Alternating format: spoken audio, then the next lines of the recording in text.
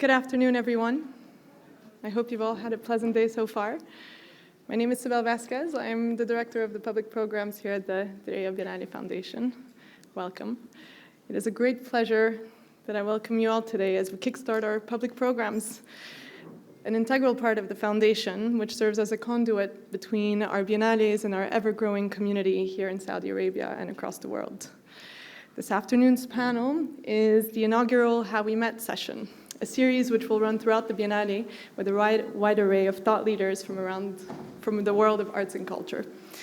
This series of chats is devoted to uncovering the untold stories of how these personalities have crossed paths, looking at the collaborations and friendships that have shaped some of the greatest intersections of minds, and hoping to lift the veil on the inner workings of a sometimes very layered arts ecosystem. Today, I am humbled to introduce our panelists, who have been seminal in shaping the Contemporary Art Biennale and the Islamic Arts Biennale you all know today. They need very little introduction, but I will do it anyway. His Excellency, Mr. Erkan Al-Tog, Assistant Minister of Culture and Vice Chairman of the Diriyah Biennale Foundation Board of Trustees. Mr. Philip Tenari, writer, critic, art curator, Director and CEO of the UCCA Center for Contemporary Art in Beijing, and of course, curator of the inaugural Diriyah Contemporary Art Biennale, Feeling the Stones. And finally, Julian Raby, lecturer in Islamic art and architecture at Oxford University, director of the National Museum of Asian Art at the Smithsonian in Washington, D.C., and of course, curator of the inaugural and upcoming Islamic Arts Biennale. Please give them a warm welcome.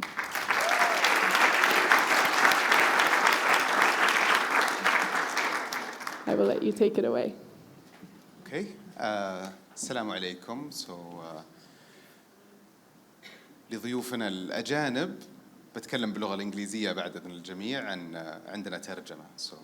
We're going to do this in English. We have a disproportionately international crowd today. Thank you all for being here. It's really a great pleasure to welcome everyone. It's a special week when it's opening week. This is our third run of doing a Biennale. It's always so exciting to see new friends and our repeat friends from all around the world be here. Just a heartfelt thank you for being with us.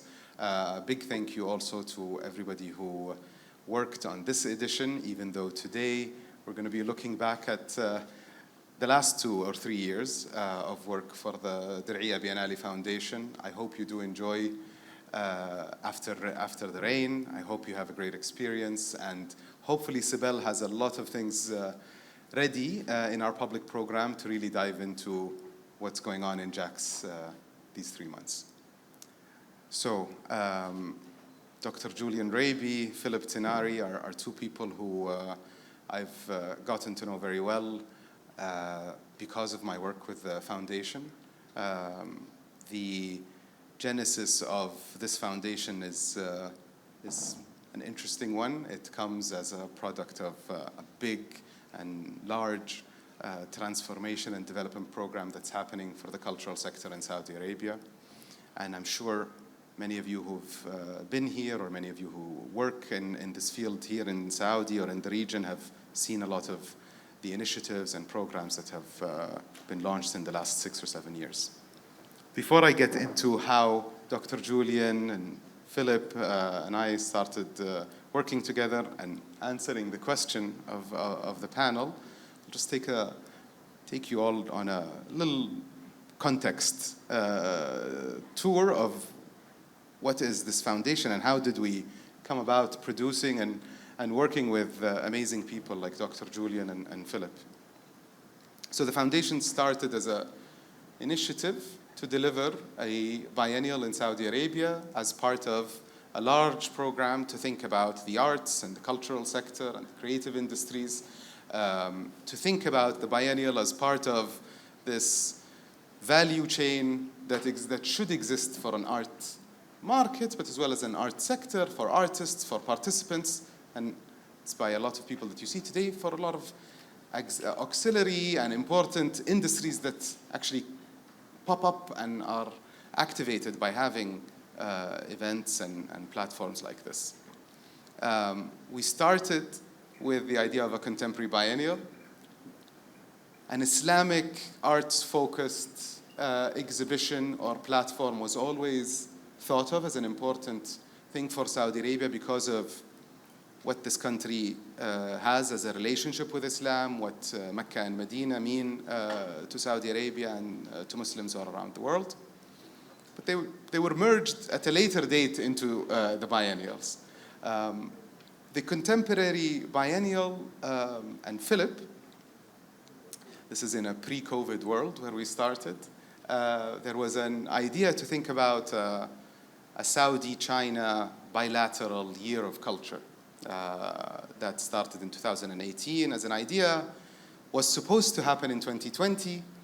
So in 2019, Philip Tenari, someone who is at the center of the contemporary art scene and movement and development in China, and his role at UCCA, was selected to sort of be the curator of the anchoring event of this bilateral year of culture.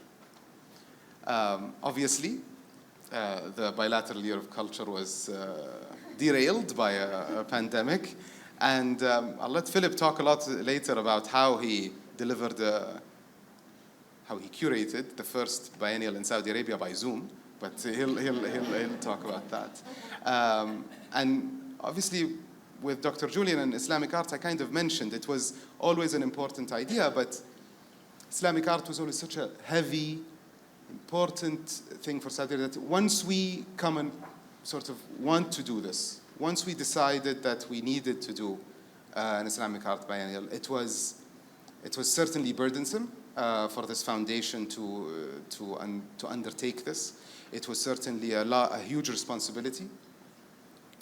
And we could not have done it without working with people from around the world who both have been in this field for a long time, and I don't mean anything about Dr. Rabi's age, but I talk about his wisdom and experience, as well as the amazing group of people that was assembled alongside him, Sumaya Vali, Dr. Omnia Abdel Barr, and Dr. Saad al-Rashid, who together really produced a stunning exhibition that combined both a perspective that we have in Saudi on what is our relationship as the birthplace of Islam with Islamic art and heritage, but also what does it mean to approach this area of study that is so global, and we could not have done it without having this amazing group and the expertise and knowledge that they had together. So we met because we were supposed to work with these two gentlemen and a few more people to curate and produce and execute biennials that were initiatives.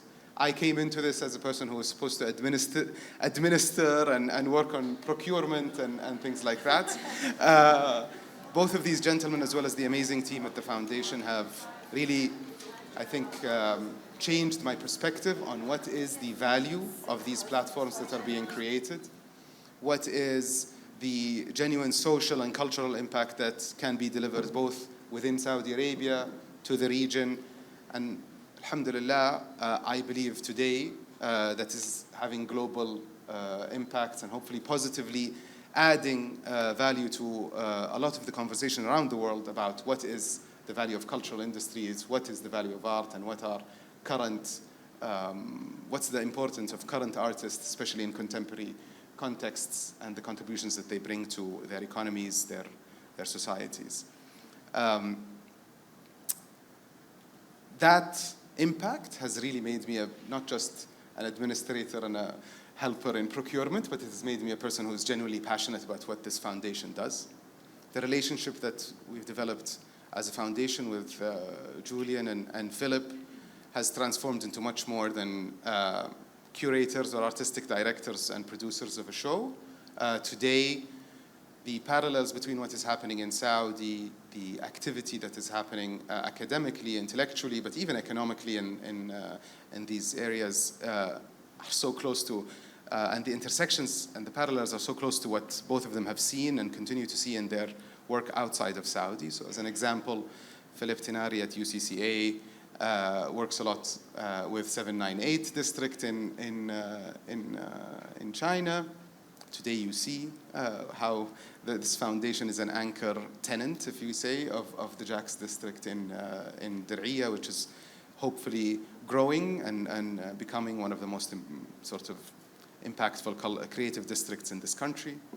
With Dr. Julian, our work in the biennial, in the Islamic biennial, has unlocked much more than just our show and exhibition that's produced, and inshallah in 2025, the next version. But together and with his thought leadership and expertise and also relationships throughout the world with people who are genuinely interested in the academic and research areas in the field of Islamic art and Islamic history, hopefully we are unlocking opportunities to do much more than the biennial and have a legacy that goes beyond than just the exhibition, and find ways to create networks to work with institutions around the world. So the legacy that these two gentlemen have done, both in their work in the biennials, but also in what they've done for the cultural sector here in Saudi Arabia, and how we together, with their help, are working together to build narratives that hopefully are refreshing or new for people who are our visitors or people who follow our publications and activities around the world, will continue. So I thank both of them for everything that they've done, and I'll give it to Philip to start off where we were before COVID hit.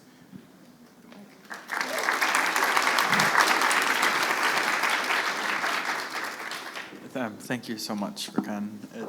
It's really, it just feels like a homecoming to be back here, and even in these same spaces and walking through the incredible show that Uta and the foundation team have put together. I mean, my first instinct is always to think of where everything was in the edition that we did 2 years ago, and it's rare to go back to a space that you know so inside out, and to kind of also sense the how much progress has happened in such a short time. My first trip to Saudi and my first meeting with Rakan when we first met was in September of 2019. And it was a really interesting moment. I'm American, as you can tell. I've lived in China full-time since 2006, and I've been the director of UCCA since 2011. So it's sort of an atypical story, but I've become very deeply ingrained and connected to the situation there over my entire professional life, essentially. And what was always interesting to me about that context was thinking about how it connected to larger global narratives, and trying to enact that connection through our program and through my own curatorial work over the years. And in that process, got to met people from all over the world, including people like Abdullah al-Turki and Ali al-Sunusi, who were, I think, the first kind of emissaries of the Saudi art scene and advocates for the Saudi art scene that I met already in the early 2000s. So it was something that one knew about and one was kind of thinking about, but it was for many years, of course, still quite an undertaking to come here. Of course, there was pioneering work happening through things like the Saudi Art Council and many other initiatives. But I was invited several times to 2139, and somehow it just never happened. And then finally, it was in Venice in 2019. We had a meeting with Prince Sultan bin Fahd, who in the end became one of the participating artists in Filling the Stones, who was at that time working very closely with the ministry. And it was this incredible kind of improvisational climate where we were sitting in the lobby of a hotel in Venice and just kind of workshopping ideas. It was like, what if we had a Saudi-China cultural season? Well, what if we had a biennial? Well, what if and Desert X hadn't happened? It was like, well, we're doing this thing in the desert in Alula. What's Alula? Back and forth in this extremely primitive way. And I thought, you have a lot of conversations like this in your professional life, and they usually don't go anywhere. And then a few months later was like, please, we'd like to see you in Riyadh, on September 19th or late September at some point. We just finished this major Picasso exhibition at UCCA, and was a real milestone and landmark for our institution, and we're thinking about what happens next. And I came and immediately went to the home of Aya's sister. Actually, it was like the first stop from the airport, and I just found a picture. The next day, I went to the Ministry of Culture. I found a picture from the lobby of the Ministry of Culture with all of the new joiners that month, and there's Aya among the different thumbnail photos of the new entrants at the ministry in the fall of 2019, and we, I think, had a brief meeting and started to talk about this incredibly ambitious idea. The foundation wasn't yet set up or registered, and then I was brought here to JAX, which was still in its original incarnation as a distribution and logistics center for high street retail. So you had 18-wheel trucks pulling in and out. You had, all of those places like where the buffet is set up for lunch right now, those were loading docks. You had labor, kind of putting things onto and off of these trucks. And you just had stacks and stacks of those kind of modular racks that you keep cardboard boxes on. One small section that was air conditioned for the cosmetics. It was September, but it was still quite hot. And so we're walking through these warehouses, which, if we're being honest, are really buildings of not particularly high architectural value, but very, very, very, very big. And walking through with Prince Sultan and with Aya and with Abdullah and Alia and a number of other ministry colleagues, and just think, this could be a space. And we could have art over here, and the buildings weren't even connected. So it was just this exercise of imagination, which actually is something that I know how to do very well, because this is a situation we encounter all the time in China. This sort of looking at something and saying, UCCA is in a converted factory, and I remember going there before it was what it later became. So that began the whole process. Went back to Beijing, came back very quick. Things started rolling immediately. I think, as they say in these kinds of contexts, it was something that Herzog and Demeron said about China when they were building the Olympic Stadium for 2008. Things either are at a total standstill or they're moving 100 miles an hour. And we very quickly got into that kind of 100-mile-an-hour phase. I came back again in November with two of my curators. We very quickly started working also with Wajdan Redda, co-curator of this edition. And in November, we made a whole series of studio visits, came back once more in January 2020, right as COVID was beginning. I went to Jeddah, went to Desert X, and at this point, we were basically on our way. Actually, the first person I ever had a Zoom with was Aya. Pre-COVID, I remember she sent me, they were using it at the ministry for some reason. This is before anyone had Zoom. It's like, what is this app? Why can't we, have a phone call or something? And so that began our sort of Zoom curatorial approach, which I think has really become like a whole thing into it itself. We now I've installed major exhibitions entirely over Zoom, done condition reporting over Zoom. In any case, so we're launched into this long process of preparation and actually physical remove, because it was, I have a lot of responsibilities in Beijing, and for those years, leaving meant almost 1 month of kind of enforced solitary hotel quarantine upon return. So I couldn't exactly just hop on a plane and come, to Riyadh for some meetings, which made things quite stressful and difficult at points. But then finally, the first time I left China after nearly 2 years was to come here to install the exhibition. And the last thing I'll just say is, the exhibition was titled "Feeling the Stones," which comes from a saying by Deng Xiaoping, the leader who, in many ways, like MBS is doing in Saudi now, opened China in the late 70s, early 80s. And had this idea of crossing the river by feeling the stones, which means going from socialism to capitalism, or from a more closed society to a more open society, and you're doing it bit by bit, step by step, with a certain amount of precarity and risk, without a direct sense of how that should happen, but with this idea of getting to the other shore. And that was, we were able to expand that into a metaphor for kind of artistic creation more generally. We were able to think backwards towards what I was thinking about as sort of the aesthetics of reform. Like, are there commonalities that emerge in societies that are going from one state to another, and the role that artists play in those transformations? But the reason I mention all that is because, in a way, and to those of us kind of, if you know, we were really talking about, Feeling Stones was really the organizational process that we were going through, because, when we started to plan the scenography, the building hadn't been renovated. So can we have a floor plan? Well, here's a CAD drawing of the actual architecture that we're about to embark upon a massive restoration of. Okay, we can work from that. And kind of at every step, it was just how do you move it a little bit forward and kind of think about the next phase, but never trying to get too far ahead. And so it's so gratifying to be here today and to just see how robust and mature and vibrant and professional and organized this whole endeavor has become. Just logistically, the tours we all just went on with 7 groups that were sort of cycled from one to the next and seamlessly handed off.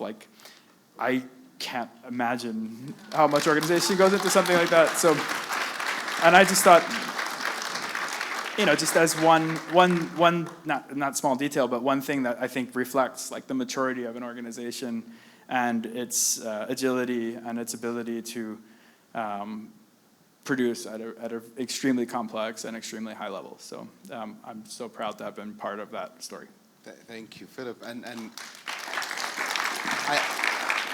I have to say, going very, very slow or 100 miles an hour is something that is kind of repeating itself every once in a while. And the same thing of build it, or it'll be built, but let's figure out the show happened with the Islamic Arts Biennial. And maybe hopefully the second edition there, we hope will have as much smoothness as we're seeing today, or as you mentioned.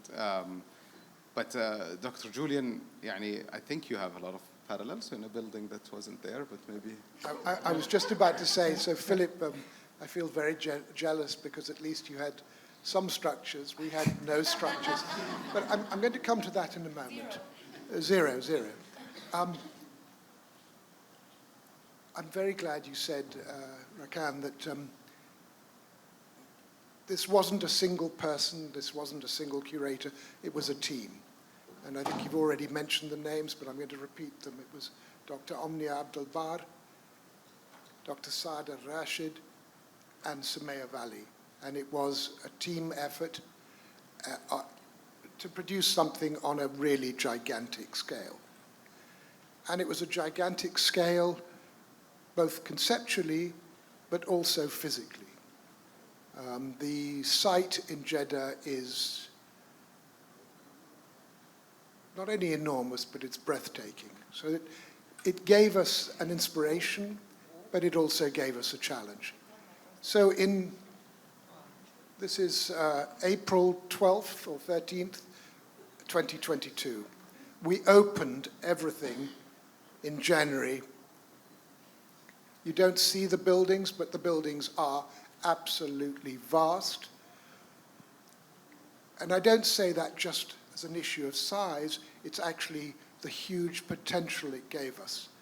It allowed us, for example, to bring in historical objects that had never been seen by a wider public. And when I say historical objects, I'm not just talking about any objects. Can you imagine to have the wooden column from inside the Kaaba that dates to Abdallah ibn Zubair's rebuilding of the Kaaba 50 years after the Prophet's death? Quite extraordinary. But there was a really interesting kind of puzzle at first, that here we were asked to do an Islamic Arts Biennale, and people wondered how you could incorporate both historical and contemporary works of art. And it actually became very clear that what we were trying to do was something that you couldn't actually do without the contemporary.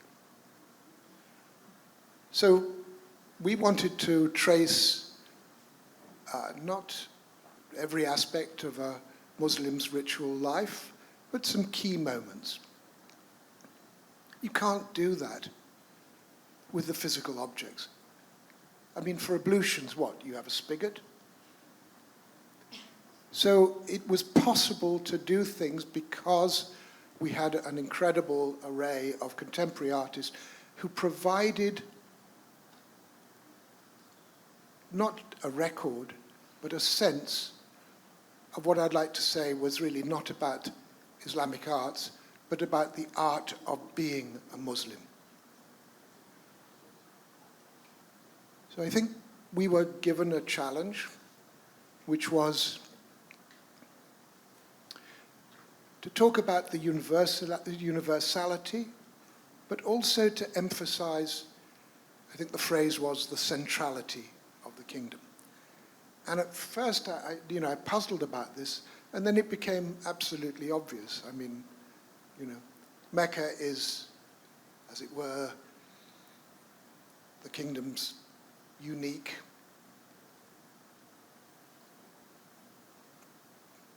sacred place. but it is at the same time the focus on a daily basis for every Muslim around the world. So that sense of focus allowed us to project diversity, but at the same time convey the centrality. I think it was,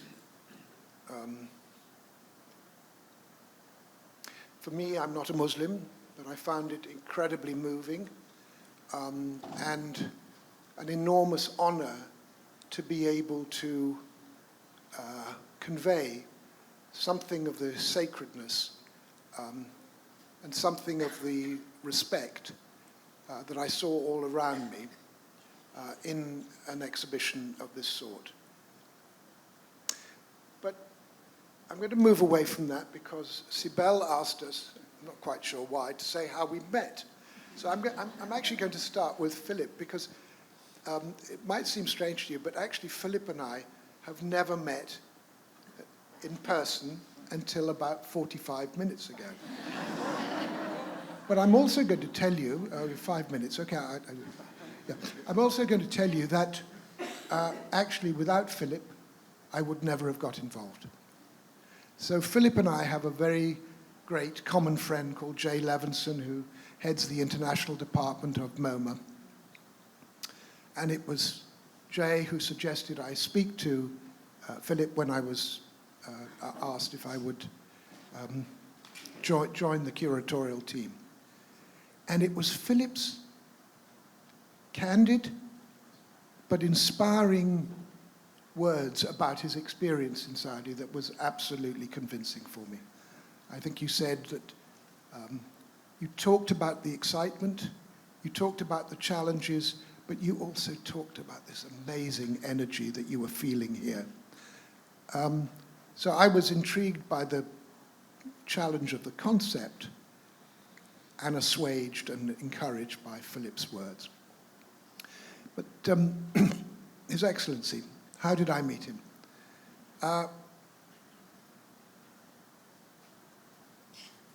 Well, I would have to say that I met him before he met me. Okay, that sounds like a Sibylline oracle. Does anybody know what I'm talking about? Basically, Zoom. So there was this first meeting in April, maybe slightly, yeah, a bit later actually, May, where the architects were presenting their first ideas on the buildings. But at that time, Zoom didn't make any close-ups of your faces as you were speaking, so I just heard this voice saying, please, no tropes on geometry, Islamic geometry as a decoration for the buildings. And I thought, wow, this is cogent. It's really to the point. And then I met Rakan. So what's extraordinary is that you, as you told us, were officially as part of the administration of the, and yet so quickly you became the intellectual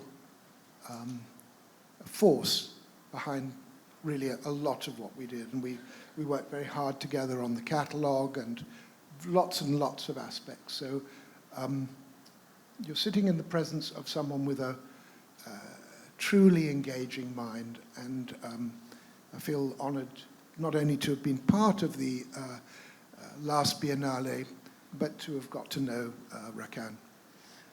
The honor really is all of ours at the foundation with you guys, and thank you for saying that. But I want to mention, because there's this disjoint now between this contemporary Biennale and the Islamic, and I want to zoom into one point that really may offer kind of an understanding of how will these things coexist, and it kind of starts with a little bit where Julian was talking about how will we do a contemporary, a biennial and Islamic art and present contemporary Islamic art. There was certainly a push and an agenda that we worked on together to say this area needs a bit of disruption and dusting off of some cobwebs around how the world approaches Islamic art, and we try to push that in a big way.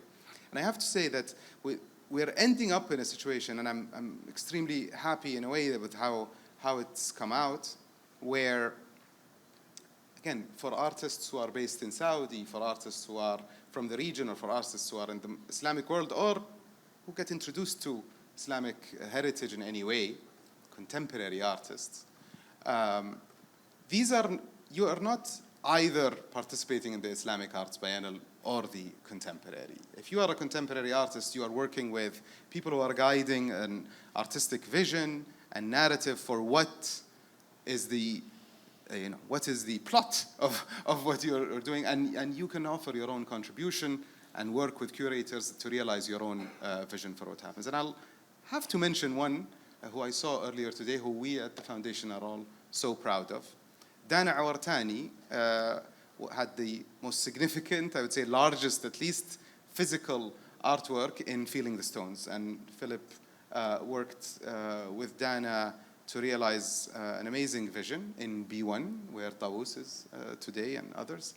And that is, in any other context, could be looked at as a contemporary Islamic work. And in another curated show in the Islamic Arts Biennale can be realized there, or another version of it can be there. And I think if you just look at Dana, who today, and I congratulate on her announcement with Adriano at participation at the Venice Biennial this year. So if Dana, you're here, Mabruk, and we're all so proud of you. Dana and her work are in the middle of all of this. So maybe we have time for Q&A. Sibel, I don't want us to bore everyone. Yep. You certainly have not. If there are any questions, we'll be taking a few before we conclude. Just raise your hand and we'll pass around the mic. All right.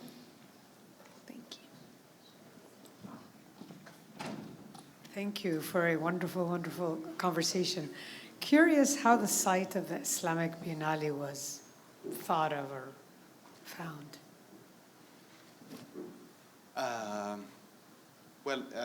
For people who probably don't know, who might not know, the Hajj Terminal is a building that was built in early 1980s, maybe, or conceived in the late 70s, purely as a terminal for pilgrims visiting Mecca, an overflow capacity in the King Abdulaziz Airport in Jeddah. Now, it is an architecturally significant building that has won awards and was designed by Skidmore Owens at the time. The site, which was at the time where the biennial was about to take place, was left and unused for a long time because of the expansions. And the airport was just a natural selection of a place that is symbolic of the service this country honors to pilgrims, as well as the vision that the curatorial team had for the somewhat spiritual journey that you want the visitor to experience in that site.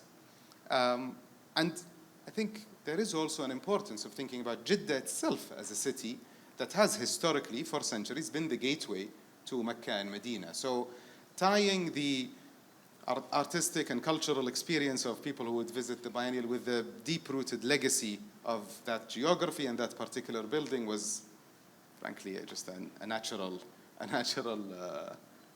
marriage. Can I just add something? And I think at the foundation we always want to kind of focus on repurposing locations. So just like Jack's, we always want to repurpose old locations to become cultural and kind of, yeah.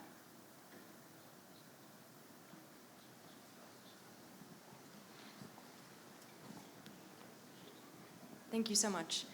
Philip, I'm curious other than your own personal experiences, what sparked this idea of a Saudi-Chinese year of bilateral cooperation in the cultural sector, and what might this have looked like if not in the shape of a biennial?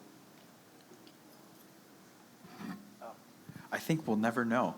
Right. I mean, in a way, it was really the idea, the seed of a larger idea, and I don't think it's super important on its own terms. And in fact, I was actually quite skeptical because I think this kind of very rigid bilateral exchange has its limits.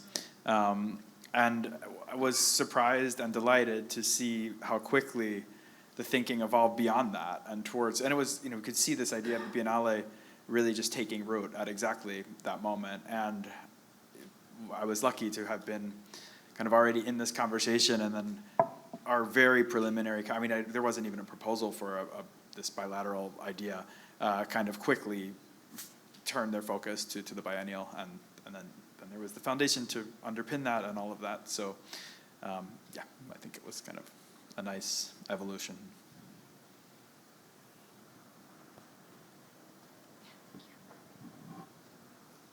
I guess I should say, though, I'm sorry. One thing that was important, we did include more than 10 Chinese artists in almost around 15 in Filling the Stones. And we had 27 Saudi artists. So those were the two largest concentrations. And I thought that those two threads kind of gave it this character. And I think that these two avant-garde movements had different things to say to each other on different levels. Okay, well, Dr. Julian, Philip, Your Excellency, thank you so much for giving us your time today. Thank you all for coming.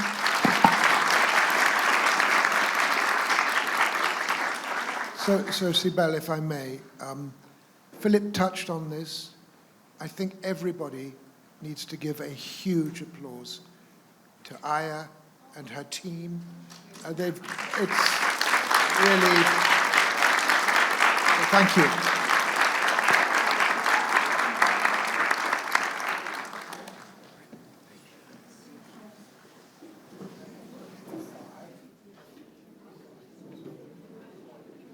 Ladies and gentlemen, can you please break out, make your way to the foyer for a 10-minute intermission, followed by another talk.